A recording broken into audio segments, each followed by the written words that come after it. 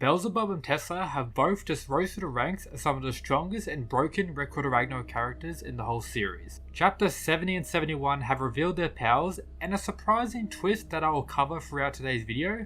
First, some interesting news though. They are promoting Season 2 of the anime on trains in Japan for a 2023 release, so most likely early next year, which is pretty cool. Shout out to this legend for providing the translations for both chapters this month, and make sure you subscribe for more fighting manga content, it's greatly appreciated. Now, let's get into Beelzebub's reveals, which are quite insane. First up, take note Beelzebub's powers work with the use of vibration. This is one crazy statement we got. When the left hand is vibrating, it becomes a shield that can repel even the hammer of the God of Thunder. Of course, that is referring to Thor, someone who is being stated to be the strongest god in his introduction in some translations, stated to have the strongest attack as well in some regards, and apparently Beelzebub can repel that very hammer with this vibration shield that he activates with his staff. Wild, but it doesn't stop there. And when the right hand is vibrating, it becomes a blade that can destroy even the armor of a god. So of course, durability negging. With this statement, you can argue it can damage any god or any human that we've seen in the series so far, and that we may see in the future of the series. So he has a defensive measure that can counter even Thor, and an offensive measure that pretty much works on everyone we've seen in the series so far if he's able to hit that. Is that broken? Quite, but it doesn't stop there.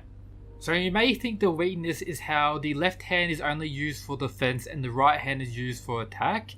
This is actually why Beelzebub is able to be so effective with this, as he's able to increase the pretty much output of his vibration or his defensive and offensive options to the maximum by doing this. However, that's disregarding his hands on its own. He also has a very powerful divine weapon, which of course makes him stronger.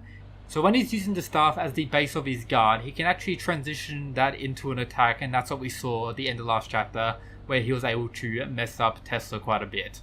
From there, we even have Brunhilde outright stating the following. He is the god who wields the strongest spear and the shield. So yes, once again, a pretty nutty statement for Beelzebub. Do take note that these translations may not be 100% accurate. There has been a lot of switching of translation groups or who have been translating the chapters pretty much for this whole fight or the last few months. So there may be some differences when the official finally catches up, so we have to wait and see. But for right now, this chapter alone is huge for Beelzebub and trying to work out how strong he is compared to all the other characters. Let me know your quick thoughts on that down below, and now I'll get into Tesla. So throughout these chapters, Tesla created a electricity cage around them, which I'm going to be calling a fly trap.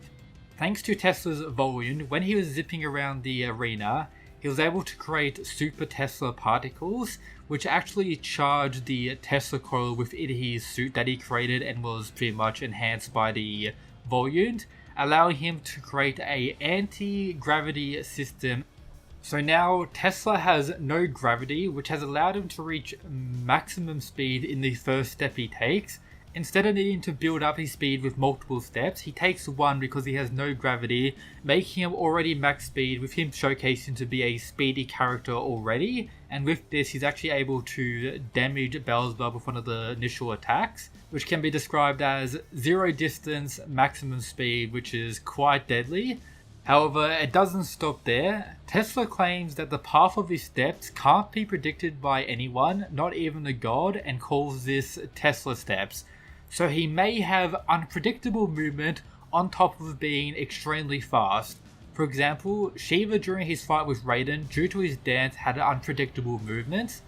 However, he didn't really have the whole reaching maximum speed aspect, so you could argue that Tesla's steps are actually a more advanced version than what Shiva's unpredictable movement was in some regard, which is pretty crazy, as well as Shiva's unpredictable movements is one of the best abilities in, I guess, the whole series. However, on that same note, Raiden was able to counter Shiva's unpredictability by pretty much attacking first, and we see Beelzebub's adaptation here being able to pretty much block all of Tesla's ever-changing steps in the next exchange, pretty much, with Zeus and Adamas talking about how his battle senses even in the underworld are top class. and that the human is somewhat getting carried away. But Zeus does pretty much state that something is a little strange as he can sense what's coming next, which is pretty much the major shocking thing about this chapter.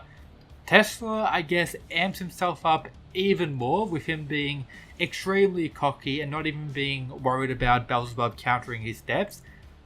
He flashes or completely blitzes Beelzebub in some regard. We do see him kind of turning, but it's too late with this huge explosion at the end here with the following words. Humanity's strongest strike of wisdom, which pierces the sky and earth. So potentially the strongest attack we've seen from a human in the series so far. For example, Lu Bu's Sky Eater was considered as something that could pretty much pierce the clouds or pierce the sky. This doesn't just pierce the sky, it pierces the earth as well.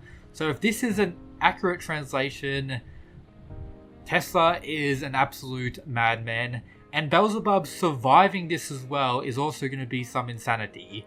How will he actually survive this? Maybe his Satan-like transformation, maybe sacrificing his staff, or maybe his durability is off the charts as well. I am very excited for next month's chapter, but these two were great at building up both characters. However, depending on how Beelzebub gets out of this, will actually change a few things. For example, we have this statement from Thor's hammer. If Beelzebub is able to block the attack with his staff protection, for an example, that would back up the previous statement I mentioned earlier in the video. However, if the attack was too strong for that and actually breaks his defense or breaks his staff, that may actually mean Thor's hammer is strong enough to break through Beelzebub's defense.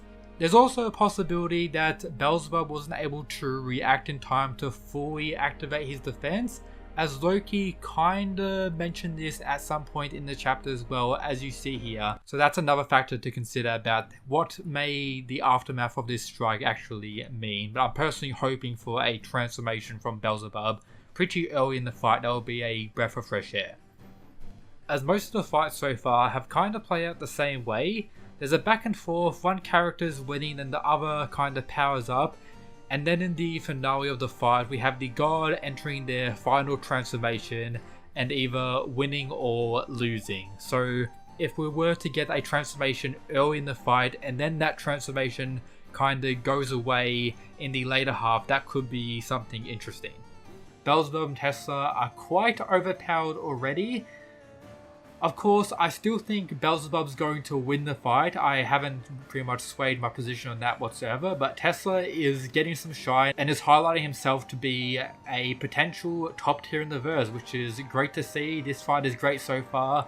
Let me know your thoughts on everything down below. Shout out to the mad lads who support the channel via the Patreon. And check out the other stuff in the description if you haven't already, like the Discord, etc. But this has been Mysterious Weeb. Hope you enjoyed. That's it, guys. Peace.